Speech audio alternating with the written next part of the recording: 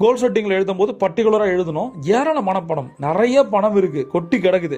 அதை ஈர்ப்பதற்கான விஷயத்தை நம்ம இன்னைக்கு பண்ண போகிறோம். அதற்கு மிக முக்கியமாக என்னோட லைஃப்பில் பணம் இருக்குது.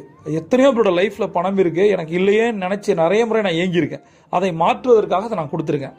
என்னோட வாழ்க்கையில் இப்போ இது ரொம்ப ரொம்ப முக்கியம். நவ் அண்ட் ஹியர், இங்கிலீஷில் எனக்கு பிடிச்ச 2 வார்த்தைகள்.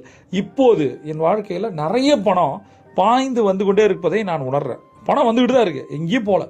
சில பேருக்கு பணம் வர லேட் ஆகலாம், ஆனால் வரும். நம்ம லேட் என்பது நெகட்டிவ், அதை எடுத்துட்டு வந்துக்கிட்டே இருக்கு, நிறைய வருது, இப்போது வருது அப்படின்னு நம்ம யோசிக்கிறோம். அடுத்தது, என் மனம் செல்வம் மற்றும் செழிப்புக்கான சக்தி வாய்ந்த காந்தம். என் மனம் செல்வம் மற்றும் செழிப்புக்கான சக்தி வாய்ந்த காந்தம். என் மனம் செல்வம் மற்றும் செழிப்புக்கான சக்தி வாய்ந்த காந்தம். என்ன ஒரு பவர்ஃபுல் அஃபர்மேஷன் பாருங்க. என்னோட மைண்டு தான் எல்லாத்துக்கும் காரணம். நம்மளோட மைண்டு தான் எல்லாத்துக்கும் காரணம். சந்தோஷம், துக்கம், எல்லா விஷயத்துக்கும் மைண்டு தான். Success, failure